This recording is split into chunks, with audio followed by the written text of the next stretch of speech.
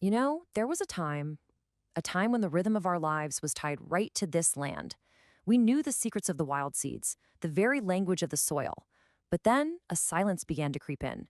The grains our ancestors cherished, well, they were disappearing. And with them, a piece of our soul. The health of our people, it started to fade. That strength that came from our traditional foods was being forgotten. This was more than just losing crops. It felt like we were losing who we were. We knew we had to turn back, to listen to the land once more. Wow, that elder's voice really gives you a powerful sense of what was being lost, doesn't it? So let's break down the specific challenges the tribal communities of Attappadi were really up against. And this wasn't just one problem. Oh no, it was a whole cascade of interconnected issues threatening their entire way of life in this beautiful but, yeah, historically underdeveloped region. What you had here was basically a perfect storm. The younger generation wasn't really interested in farming anymore. Then you had fields getting constantly raided by wildlife. And on top of that, the ancient, climate-resilient seeds were literally just disappearing. And all of this led directly to a major nutritional crisis. The community was, well, at a breaking point. But out of that crisis, the community itself became the solution. They decided they were going to reclaim their agricultural heritage, not just as some kind of museum piece, but as a living, breathing blueprint for their future. And this is where the hero of our story really comes into focus, ATFAM. It was formed back in 2021, and this is what's called a farmer-producer company. It's essentially a collective owned and run by the farmers themselves. It became the organized force for change they so desperately needed. And their mission? It was crystal clear. Bring back traditional farming to improve livelihoods and, just as importantly, community health. Now, their guiding philosophy wasn't some brand new invention. It was a return to ancient wisdom. It's called Pancha Krishi, and it's a farming system that works with nature, not against it. The whole idea is to grow a mix of traditional millets and pulses, which is fantastic for biodiversity and makes their farms incredibly resilient to a changing climate.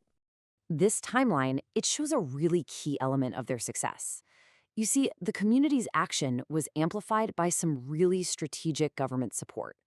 Programs like the Millet Village Scheme basically created the fertile ground for ATFM to grow, giving them the resources and the validation they needed to get started. Okay, this is where the story gets truly innovative, because ATFM didn't just dust off old farming methods. No, they brilliantly fused them with modern technology and business strategy to build a complete, self-sustaining system all the way from the soil to the shelf. And here is their seed-to-sale system in action. It is just so smart. It all starts with protecting their absolute most valuable asset, their ancestral seeds, in a community bank. From there, they cultivate the crops using those Pancha Krishi methods we talked about. The harvest is then collected with data documentation at every single step, which is absolutely crucial for traceability. And here's the game changer. Instead of selling raw grain for pennies, they process it into high-value, ready-to-cook products. And finally, they market it all under their own premium brand, Kerala Grow. It's a complete circle of value, and it all stays within the community. This whole idea of blending old and new is just perfectly captured right here. I mean, on the one hand, you have ancient wisdom, using things like bamboo granaries that are coated with fenugreek paste as a totally natural preservative. And on the other hand, modern innovation, machinery to create high-demand products like millet noodles and vermicelli. This is exactly how they maintain their identity while thriving in a modern market. And you know what? They didn't do this alone. Their success was absolutely supercharged by some key collaborations.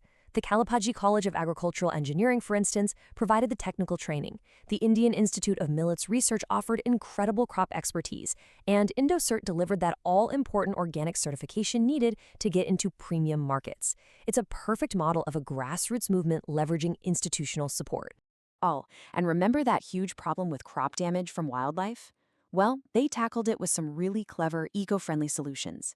They started implementing things like solar-powered nylon fencing and even beehive fencing, which turns out elephants really don't like. And they found a way to protect their precious harvest and coexist with nature. How cool is that? So we've seen the amazing system they've built.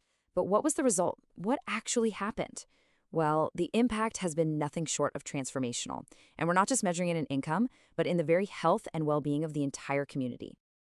And this right here, this might be the most important side of them all, Because these results are not just stories, they are documented in actual health reports.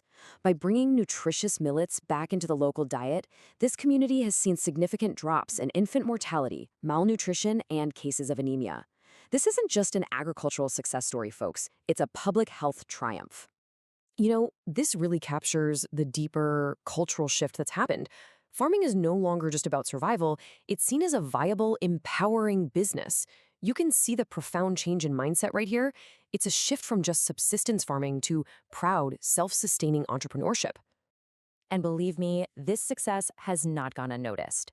They've earned national awards, and perhaps most importantly, they've secured a geographical indication, or GI status, for their unique local bean and red gram.